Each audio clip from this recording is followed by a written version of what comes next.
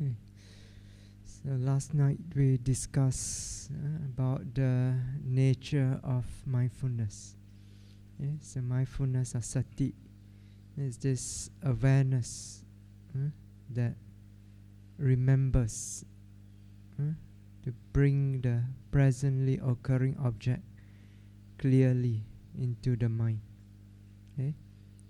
And so this non-forgetful awareness that never forgets the object, that never abandons the object or get drawn into other distraction. So it's attention that is always remember to fix on the object. Okay, so now in order to have a clearer understanding nature of mindfulness, so we look at the explanation in the commentary of the characteristics, function, manifestation, and the proximate cause of mindfulness. Okay. Now, so first is the characteristic, so or the distinct nature, unique nature of mindfulness. Okay. Now, so this nature is explained in the commentary.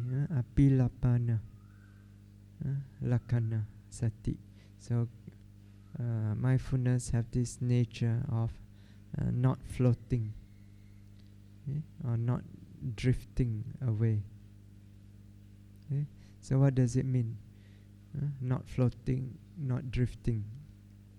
So to understand this, you think of the opposite. To float. So say you throw, let's say, a ball onto a lake. So what happened? The ball will just float, remain floating on the surface of the lake. So as it remains floating there, it is not securely anchored to anything. So it's not well established anywhere. So it can be easily swept away by the wave or blown away by the wind. If there are ripples in the surface of the water, the ball will just bob up and down, up and down. It's unsteady. So this is like mind without mindfulness. You just float about superficially on the surface of the object, not securely anchored to the object, not firmly established on the object. So it's unsteady. So the defilements can easily overcome, sweep it away. So not being securely anchored or firmly established on the object, the mind will soon drift away from the object, forget the object. It's like a ship that is not securely anchored to the port. It will soon float away from the port into the vast open sea, and be exposed to the dangers of the great ocean. So mindfulness, its nature is just the opposite, not floating, not drifting. So not floating means it sinks. So if you, instead of a ball, you take a piece of rock, heavy rock, you throw it into the lake, immediately the rock will sink right to the bottom of the lake. Then it will remain firmly established at the bottom of the lake. So no wind, no wave can dislodge it from that location. So similarly, mindfulness, it causes the mind to sink into the object completely. So this means the mind is securely anchored on the object. It's firmly established on the object. So it cannot be easily swept away or dislodged from the object. So in this way, it does not drift away from the object, forget the object.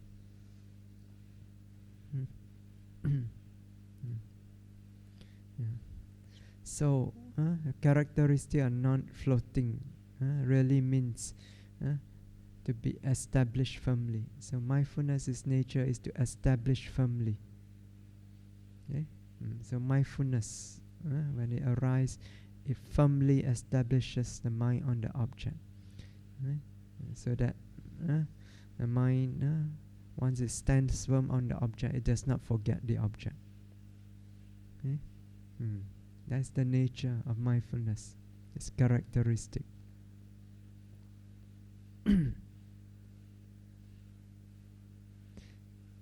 Now there's another explanation for this characteristic, apilapana. This is explained by the late Sayadaw U Pandita. So Sayadaw explained it, this characteristic of not floating as non-superficiality. So this means mindfulness is this awareness, right? Observe the object, but it does not observe the object superficially on the surface. So it observes the object deeply, as if it's sinking, immersing into the object completely. So by sinking, immersing into the object completely, the mind is able to experience, explore nature of the object thoroughly. So when mindfulness is present, it fully immerses the mind into the experience of the object. So the mind is able to experience it deeply. So mindfulness is this deep, non-superficial awareness.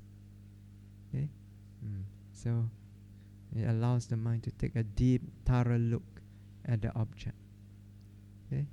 So it's not ordinary awareness. Sometimes people say, vipassana very easy. You just know whatever arises, just know, I know. But if your knowing is superficial, that's not mindfulness. Your knowing is just touch and go. That's not mindfulness. Mindfulness establish firmly and then go sink into it. So you experience it thoroughly. You explore the nature of the object thoroughly.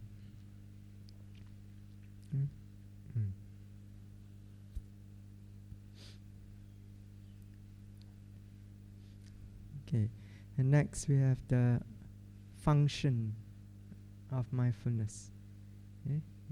Function means what does it do? What does mindfulness do? What does it accomplish? So the function of mindfulness is explained as asamosa rasa.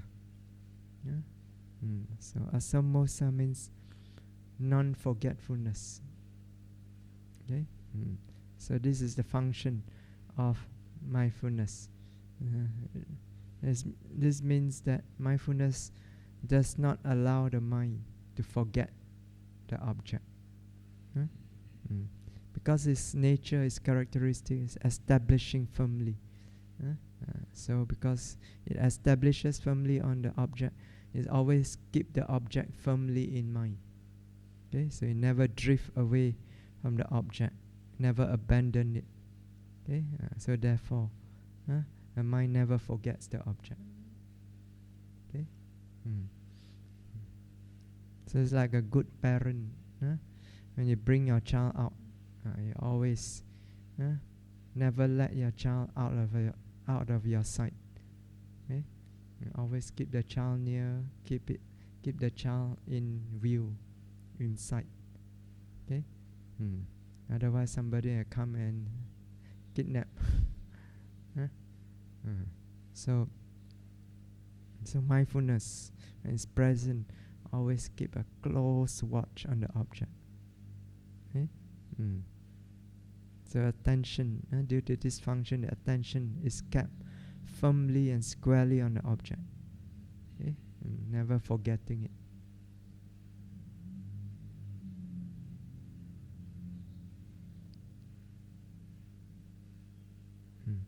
And so this function, non-forgetfulness, it causes the mind to remain fixed on the object of attention and not be distracted away. Okay? So which is why when mindfulness is well developed, samadhi also develop. Okay? Because mindfulness keep it on the object continuously. So after a while, fix on the object. Okay? So continuous mindfulness helps to develop samadhi. Okay? Because this continuous non-forgetful awareness, it holds the mind on the object. Continuously keep holding it on the object. So it leads over time to the mind becoming fixed on the object. So samadhi develop as a result.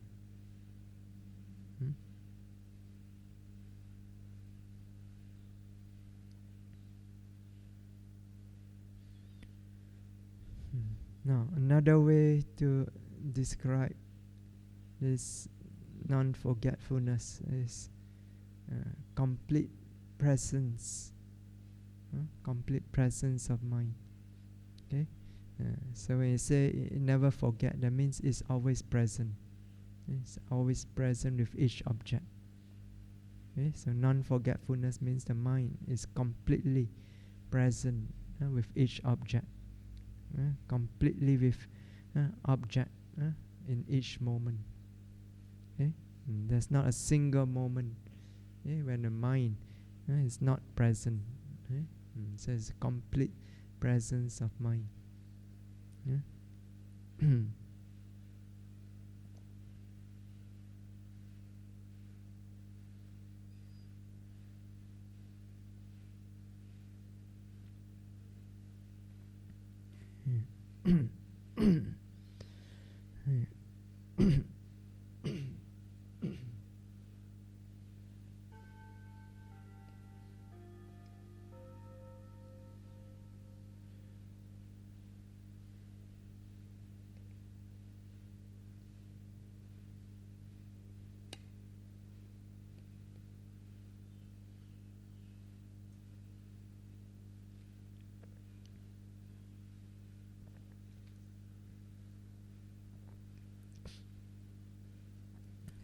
Next is the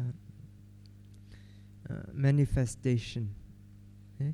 Manifestation means how does mindfulness appear? So when you observe mindfulness, do you know you can take mindfulness as an object? That's how a yogi knows whether there's mindfulness or no mindfulness, right? So when you observe this mindfulness, how does it appear? That's the manifestation. So its manifestation is given as the Visaya Bimukha Bhava. So this means Visaya means the object. So Abhimukha means to be face to face.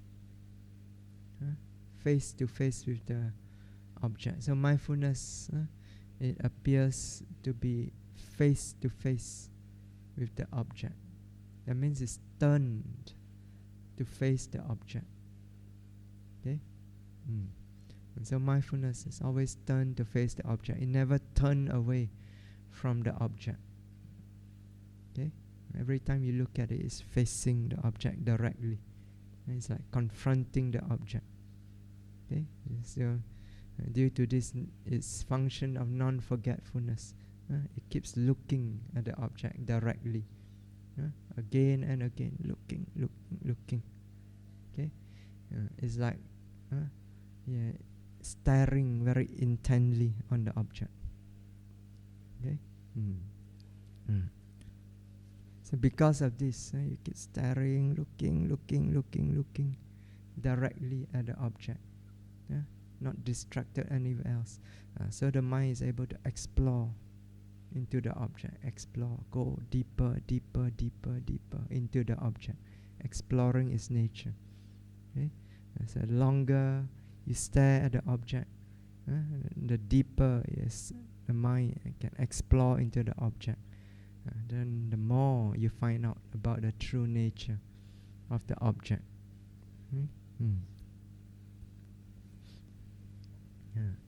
So this is like the those telescope that the astronomer use to study the celestial objects, the stars, the planets, the galaxies.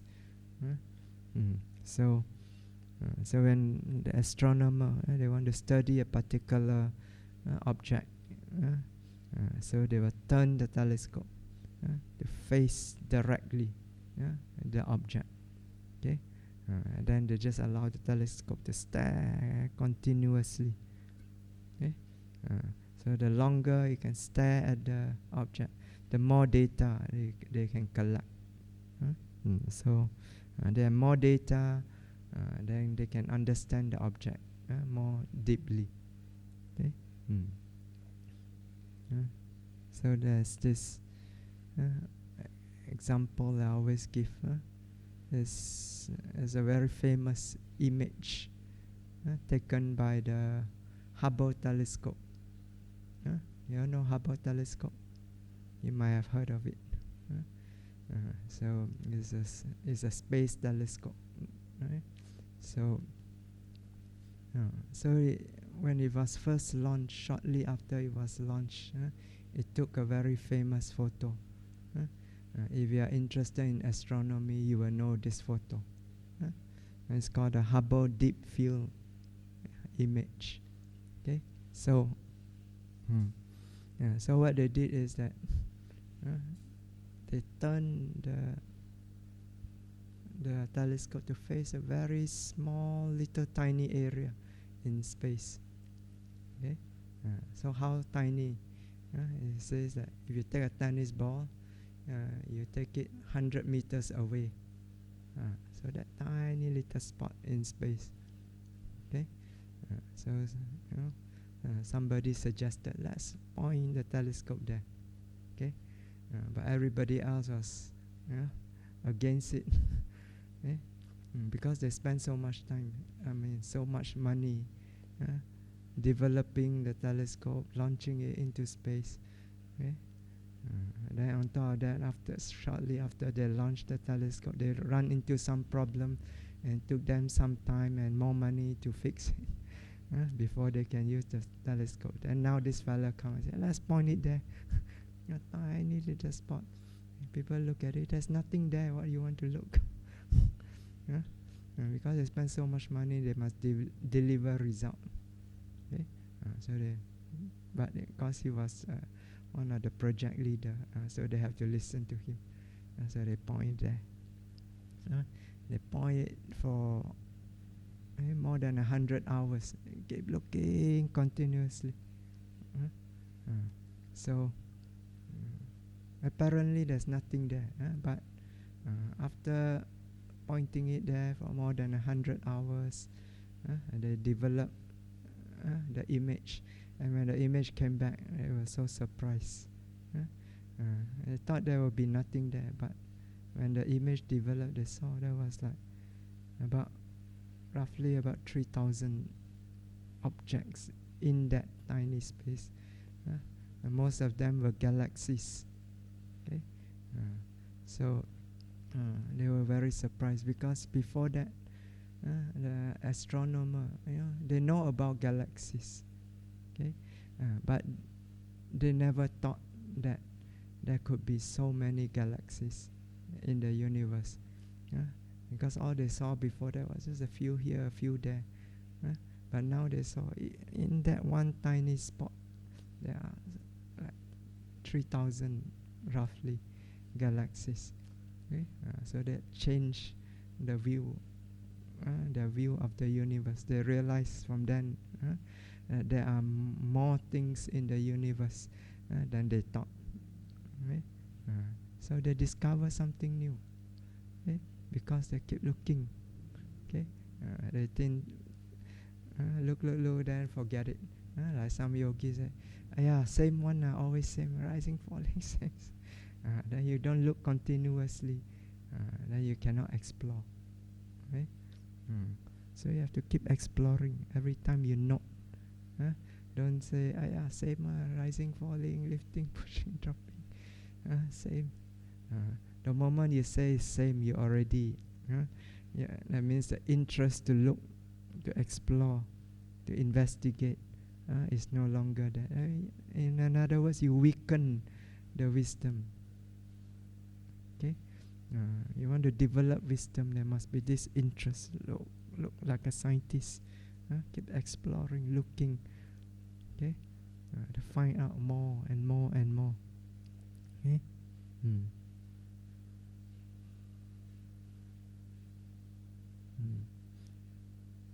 Because you see, this vipassana object, as you progress in your practice, the nature of the object that you note does not remain the same. Okay, the deeper you note, the more you find out new nature. So, in the beginning, of course, it's just all these boring concepts. Rising, falling, up, down, left, right, whatever direction you perceive. Okay, so they're all very boring. So, but you keep looking. Don't say I are always the same. You have to keep looking. Okay, you have to keep the mindfulness face to face repeatedly. So keep it there, keep looking, keep staring into it intently. Okay?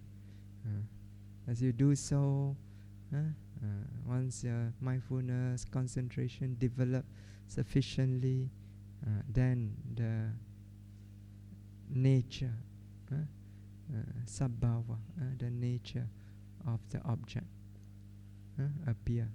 Okay, you begin to discern. Firstly, you discern the grosser nature, the wind element. Okay? You notice this up down. Actually, is this nature pushing, support, pressure, tightness. So you keep looking at it. Okay, you notice it can get stronger. So more pressure, tighter. And then it weaken. When it falls, it weaken. Then it loosen. It becomes softer. And then it becomes strong again. So it changes. Okay? So you keep noting. Okay? It's still not enough. You have to keep looking. Okay? Keep noting. After some time, mind clear enough, sensitive enough, you begin to perceive also the noting mind. Every time you note the tightness or pressure, there's a noting. It's the mind following. Okay? It's not just the object, there's also the mind that's noting. They come together. So or you may notice even the knowing mind. Okay? Every time there's object, there's knowing, object knowing. Okay? So then you begin to discern even the mental nature, okay, which is more subtle. Okay? So is this enough? Still not enough. Keep looking. You know when enough? When you are free from suffering. Okay. As long as that has not happened, keep looking. So you keep observing, keep noting. At some point, then you begin to notice this metaphysical nature. They are not static. They're changing. Comes stronger, weaker, stronger, weaker. Now it's here, then it's gone, then another one come. Then that also disappear, another one. So you keep noting. You keep noting. Some point you begin to discern the arising and disappearing of each mental and physical nature clearly. At first it's not so clear. It come, it goes. You know it come, it go. But you don't see that it actually arise, actually vanish clearly. Okay? So you keep noting until the noting mind becomes so sharp, precise, that you can catch the moment it arises. And when it's clearer still, even the moment it disappears. Okay? So, but still not enough. You keep noting. Okay? Because you note this continuous arising, disappearing. This is called Sankata Lakkhana. Okay? Conditioned nature. Okay? Conditioned. Everything that is conditioned, whatever is conditioned, arise and disappear. Okay? It arise because when they are conditioned, it arise. Suitable condition, supportive condition present, it arise. The moment it arises, it disappear. Okay? So you note this conditioned nature. Arise, disappear, arise, disappear. You note it continuously. And the mind is clear enough. At some point it realizes nature, impermanent, suffering, non-self. Okay? The Samanya Lakkhana, the universal characteristic. Okay? So enough? Not enough yet. Keep noting, note this nature, impermanent, suffering, non-self, again and again and again, until the mind let go. Okay? At first you touch, it's hot, but not hot enough. You still hold. No, until it's so clear, it burns, then you let go. Okay? So to keep developing this insight, a continuous noting, keep looking at the nature again and again, until the insight completely mature. Then it let go of the cause of suffering and transcend beyond suffering. So once it transcend beyond conditioned suffering, sankhara dukkha, then it experience the unconditioned. So the state of absolute peace, unconditioned. Okay? So you see the nature of the object change all the time as you progresses in your development. Okay? So things become more and more interesting, but you have to persist. Okay? Don't note a few times. Okay lah, same one. No need to not so much. And keep looking, keep going deeper, deeper, deeper into the object. Okay? Yeah. So finally, you experience the nature of the unconditioned. Okay? That you're free from dukkha. Okay? So all this happen because you continuously face to face with the object. You don't give up. Okay?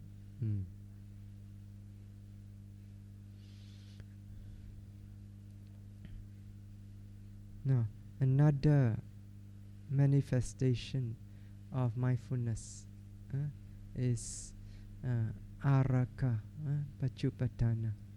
Okay? So araka means guarding, protecting. Okay? So mindfulness, when you look at it, it appears to be protecting the mind, guarding the mind. It means preventing mental defilements from intruding into the mind. So you notice when this mindfulness, this non-forgetful awareness is present, okay? No defilements can intrude into the mind, can defile the mind. So the mind is protected from these defilements. It remains pure, undisturbed by the defilements. Okay? So because of this, the mind can settle down, become calm, composed, clear. Okay? So this helps in discerning nature of the object clearly. So mindfulness is important for meditation because it protects the mind. Okay? So when we meditate, we need to protect the mind. Protect the mind from what? From mental defilements. Okay? Because in meditation, you are developing very powerful state of mind. Okay? Powerful state of samadhi. Right? So you're focusing the mind. Okay? But so you must ensure that the mind is pure, free from defilements. Otherwise, if there's defilements in the mind, you try to focus the mind. Those defilements become focus, become intensified. Okay, so for example, you note the pain. Without mindfulness, you know, the more you note, the more angry you become, and then the anger becomes more and more intense. After a while, it may even turn into fear. You become traumatized by the pain. Then after that, we don't see you around meditation center anymore. So, in worst case, worst thing can happen when the defilements become very, very strong. Can even go crazy. Okay? So, because the defilements become focused, intensify. This is what we call wrong concentration. So, right concentration comes with mindfulness. That protects the mind, that keeps the mind pure. Okay? So whenever you meditate, make sure whatever meditation you do, not just vipassana meditation, even samatha, must make sure you begin with mindfulness. Okay, make sure there is mindfulness. Okay? So as you note whatever object you are noting, make sure mindfulness is present to keep away the defilements, so that when the mind enters concentration, it is this mindfulness that is concentrated, okay, and not the defilements. Okay?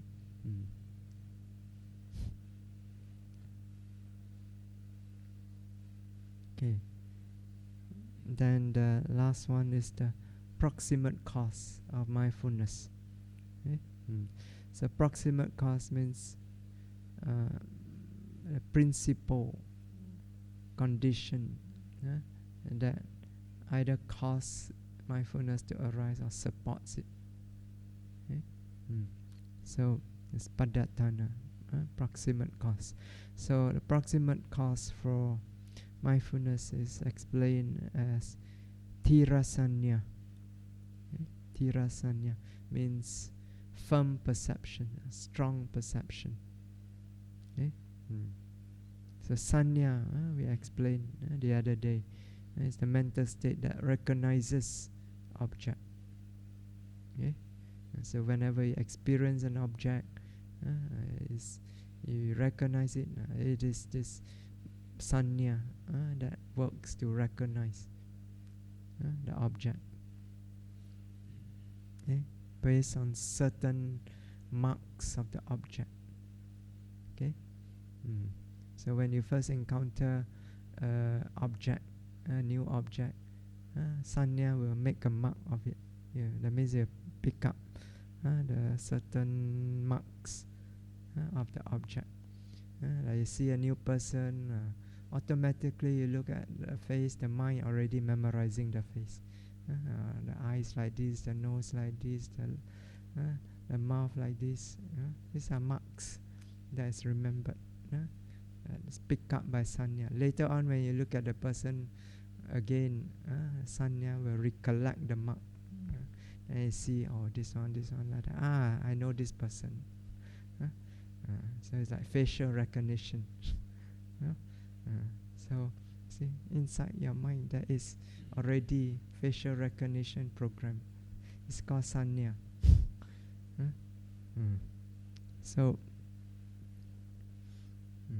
So in our everyday life, the sanya works at a conceptual level.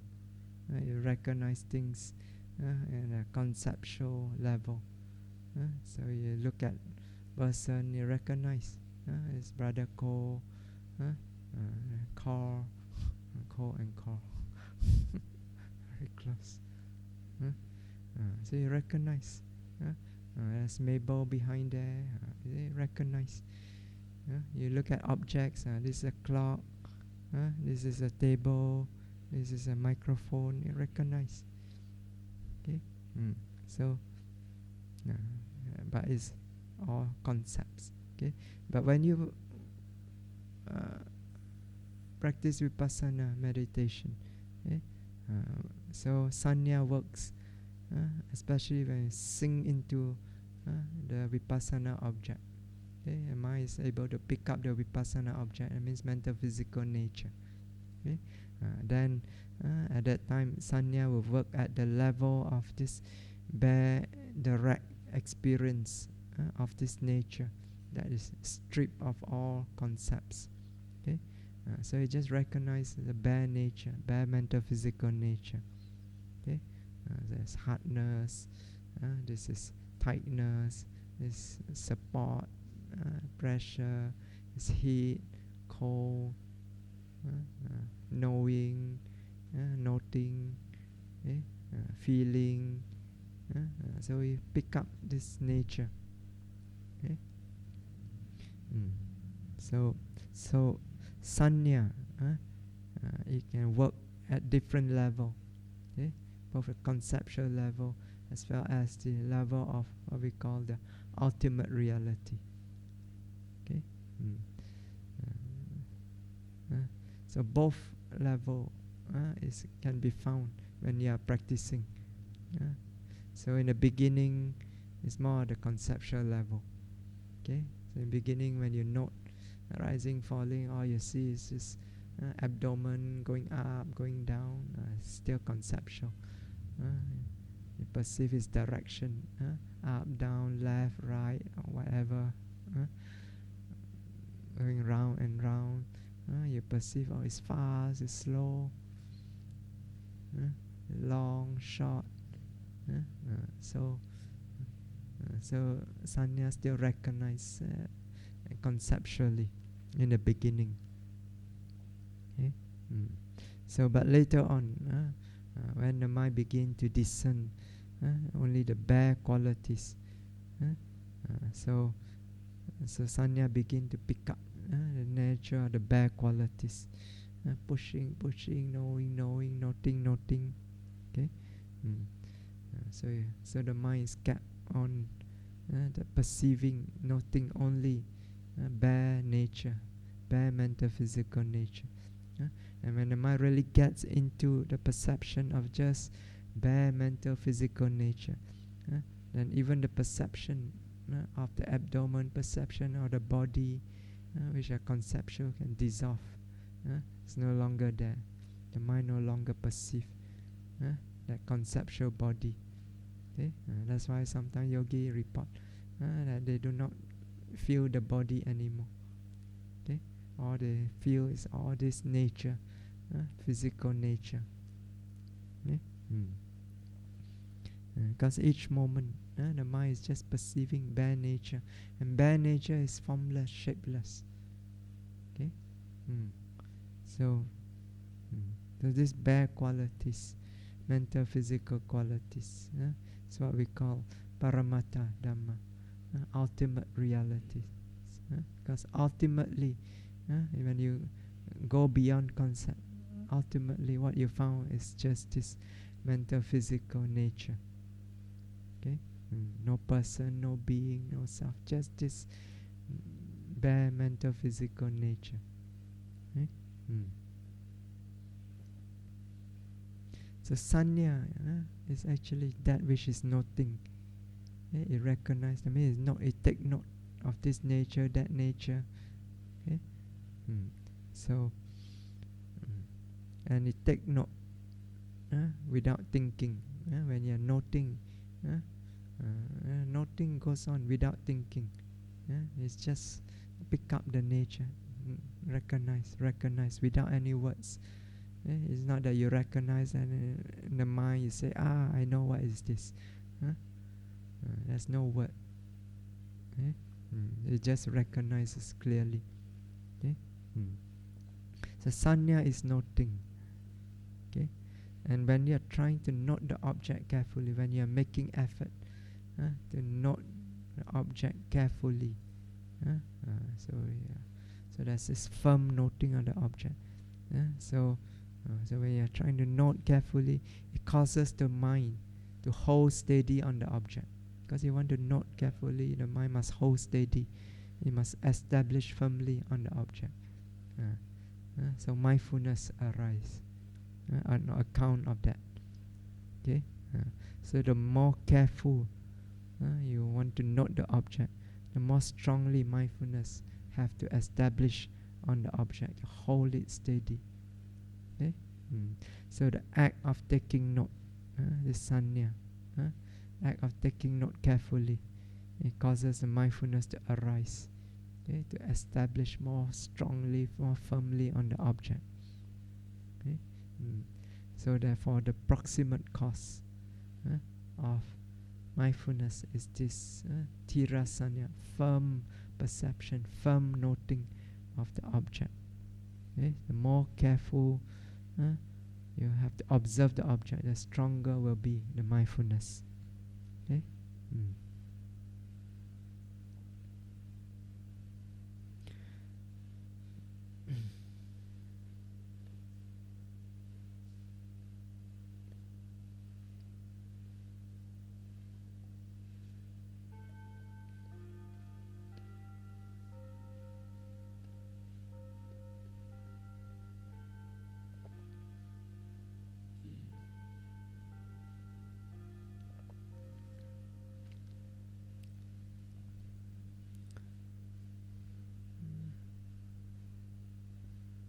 Okay, now we'll discuss some of the mental states that arise together with mindfulness.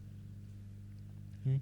Now, in the Abhidhamma, so mindfulness is categorized under. So in Abhidhamma, they talk about many different type of mental states called Cetasika. So they are altogether 52 Cetasikas. So, and there are different categories of these mental states. Okay? So mindfulness or sati is categorized under what is called the Sobhana Cetasika. That means the universal beautiful mental states. Okay? So this means that it arises with all what they call Sobhana Citta, beautiful citta. Okay? Now, I won't go into what is this beautiful citta. So basically it is citta that arise with beautiful roots. So there are three beautiful roots. Aloba, adosa, amoha. Okay? So aloba is they say non-greed. Not a good translation. Better translation is I translate as counter greed. Because it's active. It's not the mere absence of greed. It's the opposite. It counter greed. Okay? So, my Abhidhamma teacher, Sayadaw Unanda Malai, translate anti-greed. It goes against greed, it counter. When it's present, greed cannot remain. Because it totally counter it. Okay? So alobha is actually detachment. So the generosity, dana, is also alobha. Right? So things that the mind is detached, can let go. Right? Mental state of letting go, non-desire. So detachment. Then this is the first beautiful root. Then there's adosa. Again, not the mere absence of dosa, but it goes against anti-dosa. Okay, so it's a mental state of opposite of dosa. That means gentleness, a soft, gentle state of mind, state of mental acceptance of the object, things like that. And then amoha, again, not the mere absence of moha or delusion. It's anti-moha. It's actually panya, wisdom. Wisdom is the opposite of delusion. Delusion conceals the object, conceals the nature of the object. Panya or amoha is like the light that illuminates the object, illuminates the nature of the object. It dispels the darkness of delusion. Okay? So there are these three beautiful roots. Okay? So any citta, any consciousness that arise, whenever a consciousness arises with these roots, these three beautiful roots, okay, it can be 2 or 3 of them. Okay, if 2 means alobha, adosa. Okay, so if 3 means alobha, adosa, amoha together. Okay, there's no one. There's no alobha or adosa. Always together, alobha, adosa. Okay? So if a citta arises with this beautiful roots, is called beautiful citta, Sobhana citta. Okay, and this Sobhana citta can be kusala citta, wholesome citta. That means wholesome citta means actively performing wholesome karma. You do dana, you observe sila. Even when you're practicing meditation, you're purifying the mind. They are active, wholesome mind. Okay, because you are doing action. Okay, so kusala citta is beautiful. It arises with these beautiful roots.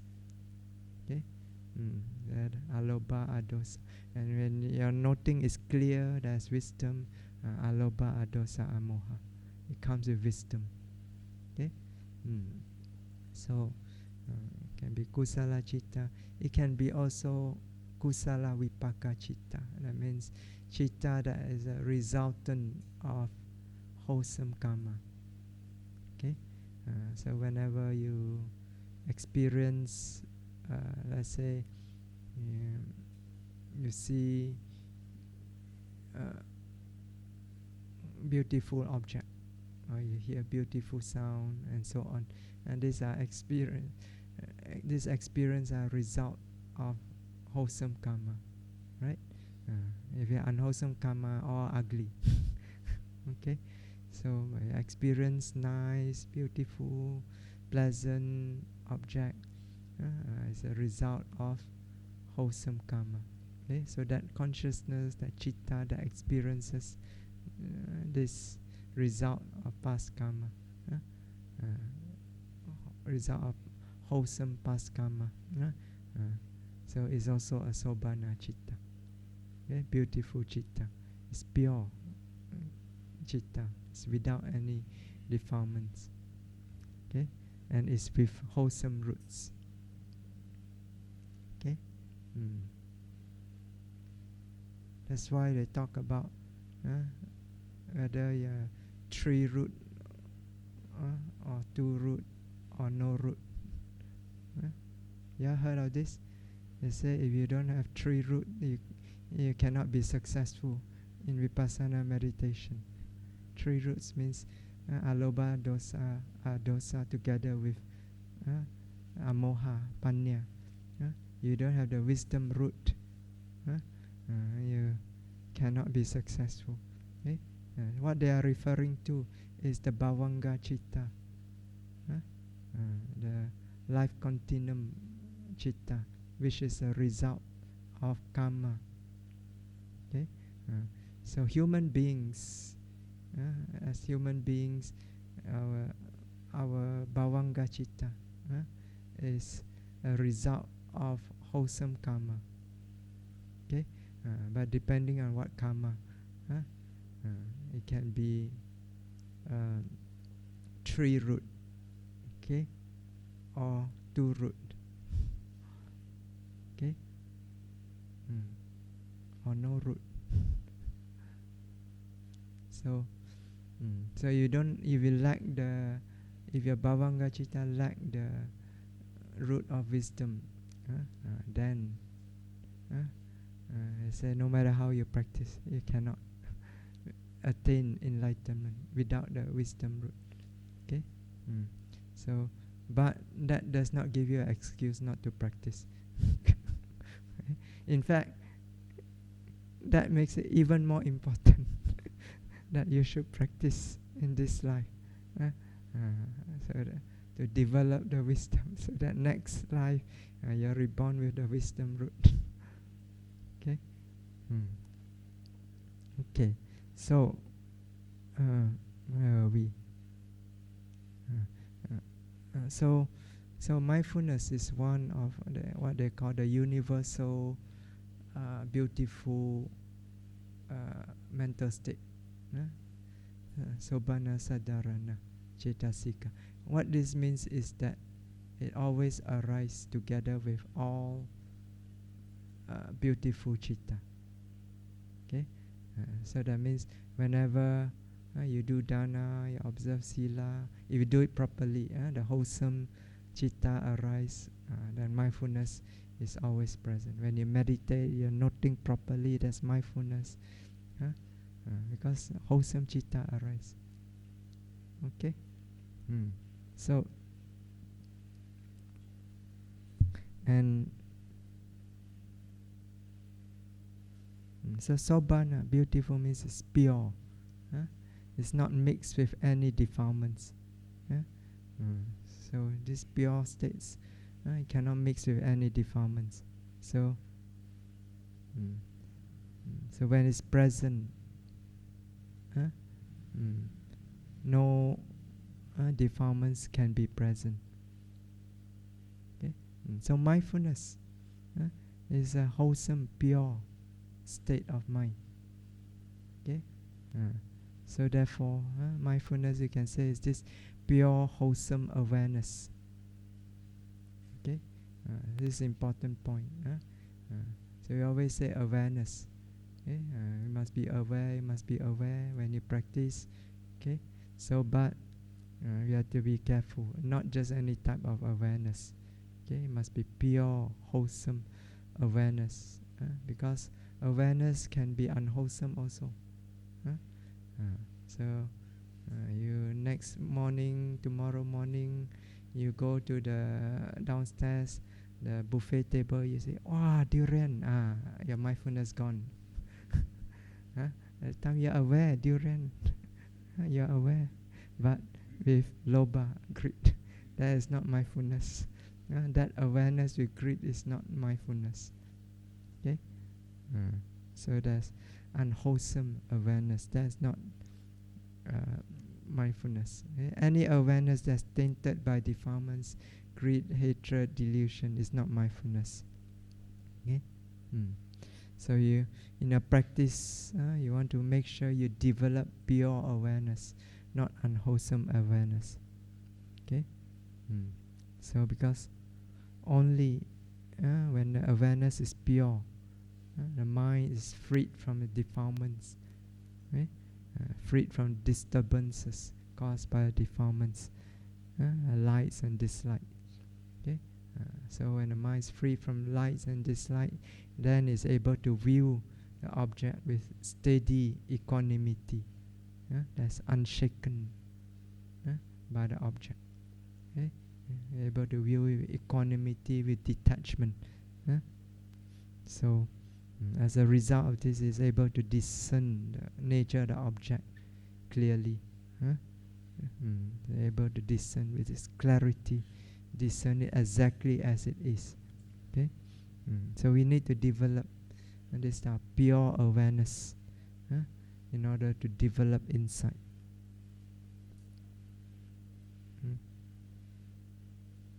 So the reason why mindfulness is a pure awareness, because of its nature of establishing firmly, strongly on the object. So due to this nature, it keeps or holds the mind strongly and steady on the object. Okay? So the mind cannot be easily dislodged from the object by any defilements. Okay? So how strong is this mindfulness that's developed?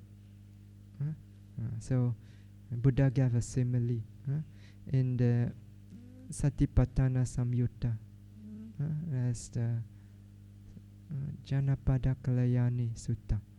Okay? So this Janapada Kalayani means Miss Universe. And say, Janapada actually means the country. Yeah. And Kalayani means the beauty.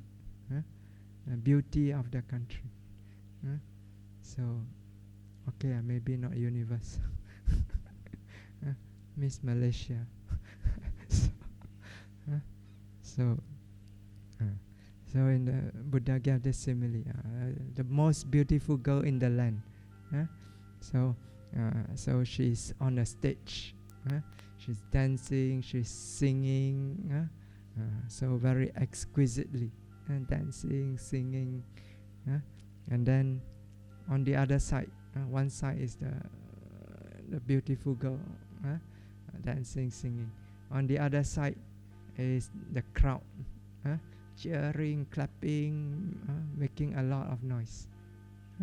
So then the Buddha says, there is a man who wish to live, who do not wish to die.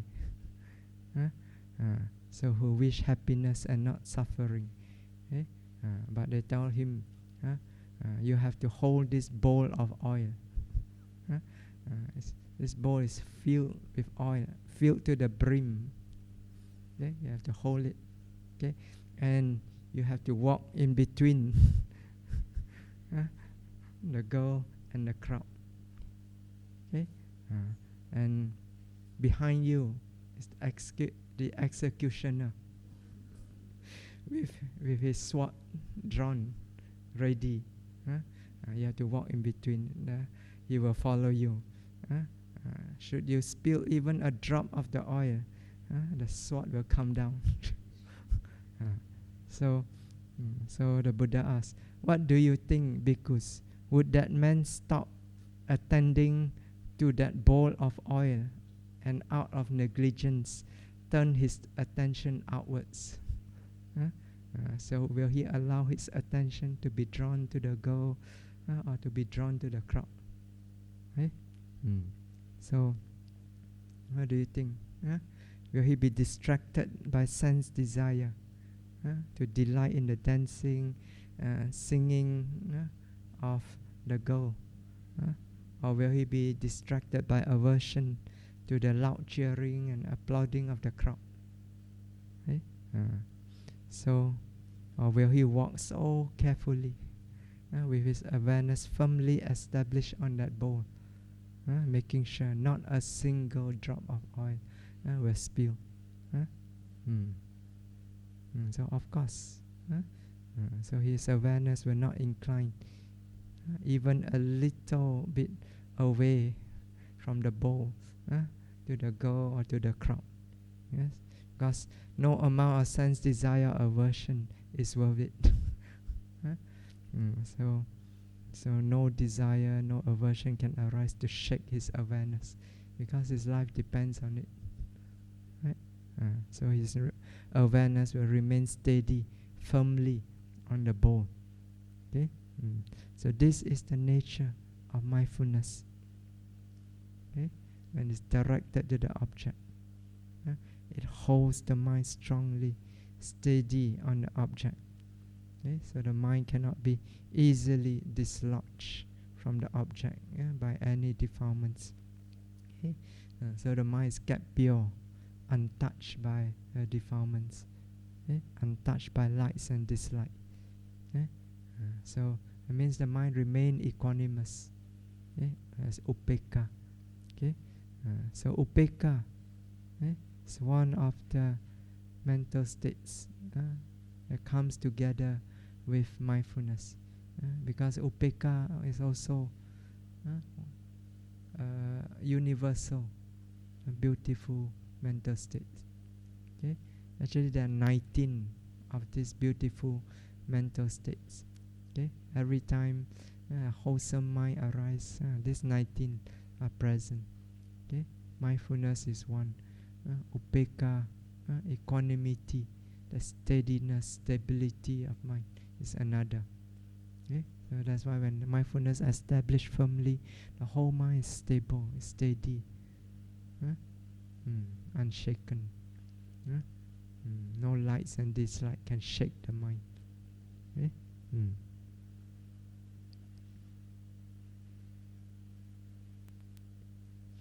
Now, because mindfulness is this wholesome, pure awareness, so when it's present, it keeps the mind, the defilements away. So the mind is kept undisturbed by the defilements.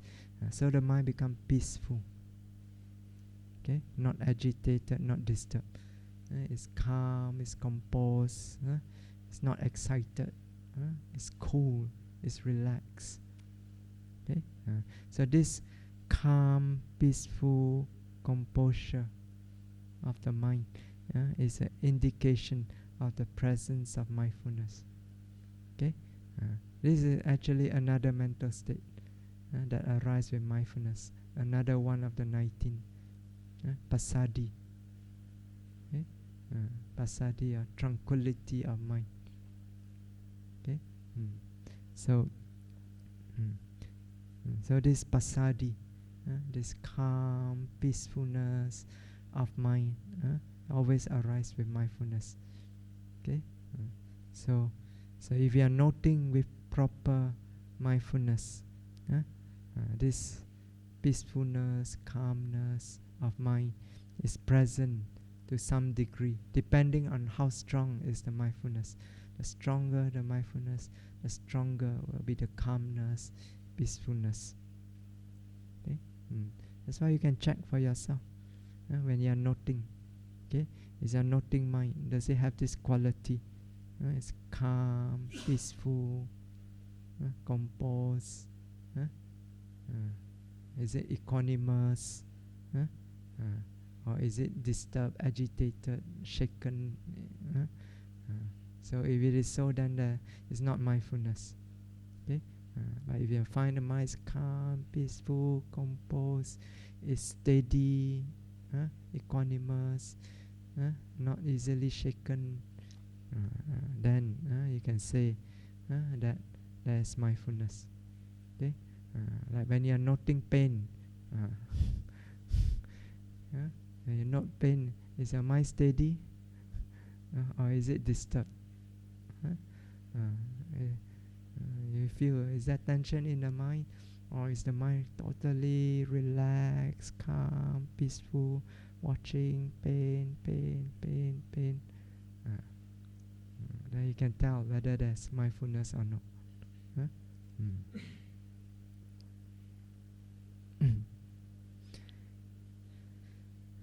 So another of this beautiful mental state that arise together with mindfulness is alobha. So it's the root. It's a beautiful root, so it will arise. Okay, together with mindfulness. Okay, so as we explained just now, it's opposed to lobha. Okay, so lobha, greed is like this mental state that is sticky. It sticks strongly to the object. So you cannot let go of the object. It's obsessed with the object. It's like being under a spell, possessed by the object. Okay? That's lobha. Alobha is the opposite. Okay? It's detachment. It does not cling to the object. It does not hold tightly to the object with obsession. Okay? So whenever you note with proper mindfulness, there's this detachment from the object. Okay, so the mind is not obsessed with the object. So rising. Some yogi, the noting is so obsessed with the rising, rise. Then you find that the mind is actually pushing the object. Okay, you're not rising. The rising is already pushing up. The mind further push it, push. Then you see the body start shaking. So because there's no detachment, okay, become obsessed with it. So when the lobha is there, it adds the energy becomes imbalanced. So you become pushy. Push the mind, push the body also push. So you start shaking. Okay. So the imbalance. So there is mindfulness. The mind is detached from the object. Okay, it's still noting it clearly, but it's detached. Okay, it's not obsessed with the object. It's equanimous. And yet another of the beautiful mental state that arise is adosa. Okay, so again it's opposed to dosa. So dosa causes the mind to be violent, to be ferocious. It hits out at the object violently, push it away, reject it, kick it away.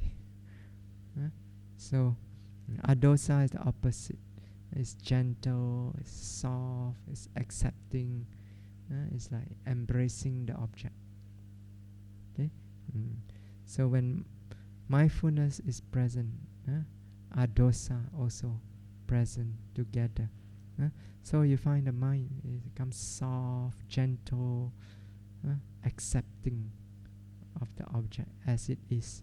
Okay, even whether the object is pleasant, unpleasant, so it's able to embrace the object as it is. Okay, so unpleasant object, it does not fight with it, does not struggle with it. Okay, so it treats every object like a loving mother treats his child. Okay, so even an angry child, the loving mother still very good. So as you all know, the simile of the mother towards the child is a symbol of metta, right? So actually adosa is metta. So metta is adosa which is directed to living beings. Okay, so you practice metta, you direct metta towards living beings. Okay, you wish for their welfare, right? It's a genuine wish for the welfare. So this genuine wish comes from adosa, that gentleness of mind. When you look at beings, you feel gentle towards them, soft towards them, like the mother's heart, soft, gentle. And you want them to do well, to be well, to be happy. But in Vipassana, this quality of adosa is directed towards sankhara, the formations, the mental, physical nature. Okay, so whenever you note the object, adosa is present. The noting mind is soft, gentle, not like a hammer. Okay.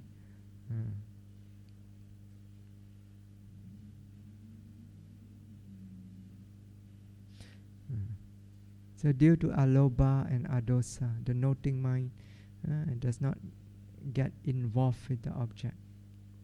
As we explained the other day, it does not obsessively grasp at the object with desire or attachment, or nor does it aggressively push away the object with aversion. Okay, so does not get involved with the object. Okay, just let the object be as it is. Okay, and simply observe it passively but carefully. Okay, so the passive observer. Okay, but you observe carefully. Okay. So whenever you note, if there's mindfulness present, it has alobha, adosa, you find the noting mind doesn't get involved with the object. It doesn't try to change the object in any way. It allows the object to be as it is. The only thing it do with the object is observe it as it is. It's like you step aside and simply allow it to be and simply observe it. Okay?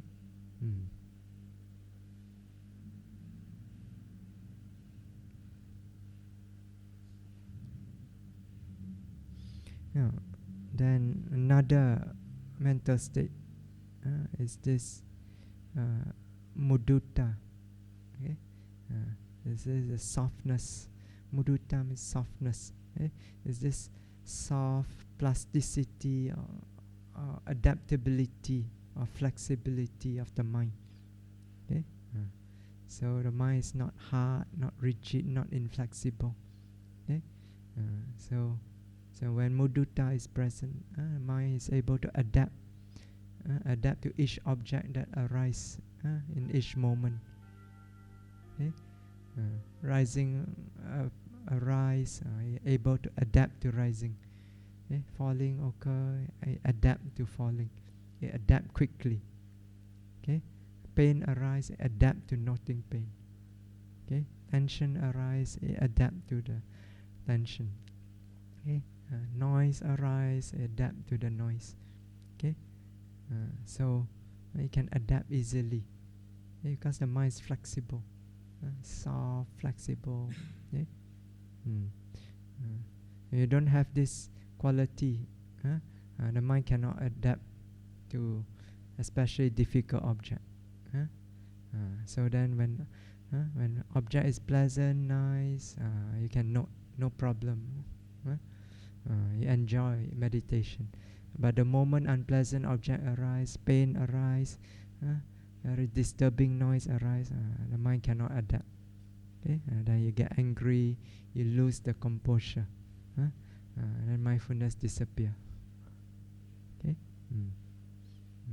So this is an important quality also, because as you practice throughout the day, conditions are changing all the time.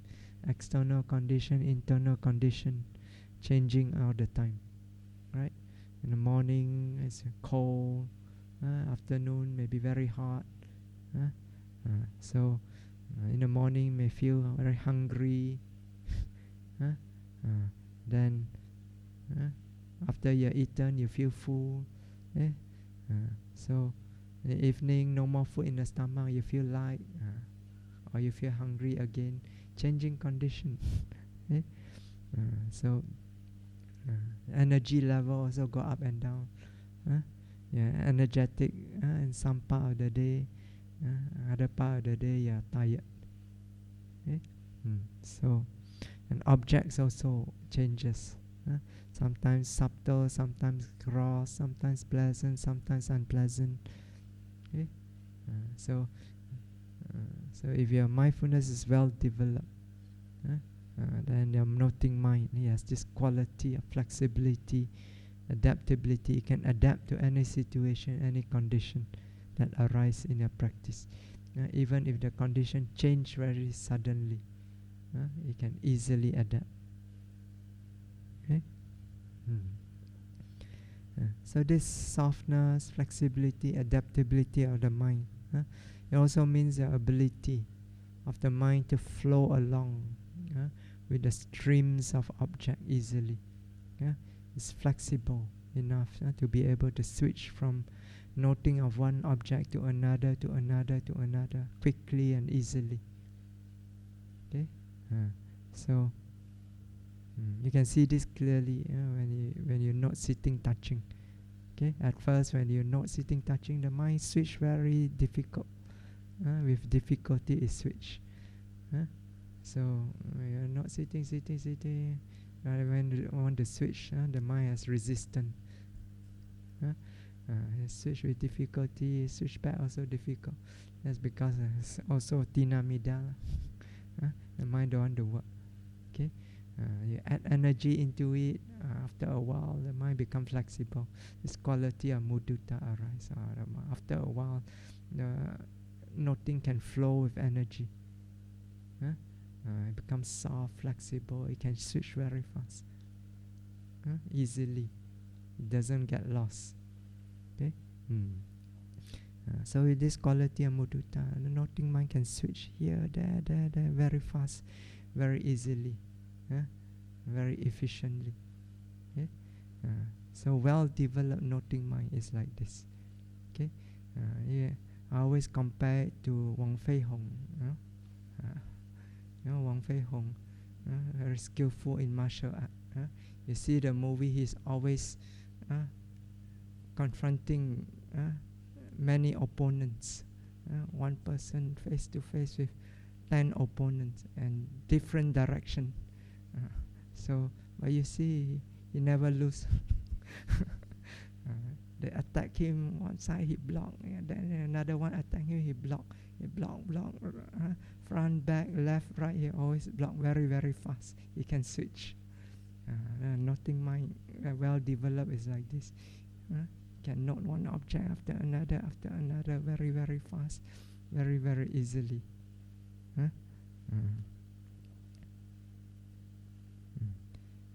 So this is another quality that arises with mindfulness. So you can see your noting mind, okay, has got many wonderful qualities. I haven't even listed out the complete 19. I listed out the one that is important for you to know. So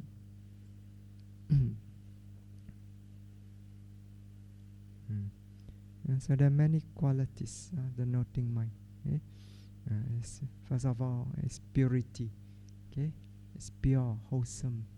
Okay, it's this steadiness, equanimity, it's peacefulness, detachment, gentleness, acceptance, softness, adaptability, flexibility. Okay, and also clarity. Another one I don't mention, but this clarity, panya, is not one of the 19. So that means it does not necessarily arise with mindfulness. Okay, that's why in the beginning, when you make effort to know, you're mindful, but there's not much clarity. Okay, so this clarity you have to develop it. Okay, only when samadhi is established, it arises clearly. Okay, but when mindfulness is well developed, it will arise with this clarity, with panya. Okay, so these qualities, these mental qualities, should be present with each moment of noting. Okay, so you must strive to develop them. Okay, so every time you note, you can check, is the mind pure, Is it steady, equanimous? Is it peaceful, detached, gentle, accepting? You can easily adapt to the object. Is there clarity? You can check. So if it's not there, so you have to make sure you develop it. Okay. So it's like a checklist. Tick, tick, tick, tick, tick. Right? So when this state of mind are present, you can be sure mindfulness is present. Okay. Okay, we stop here today.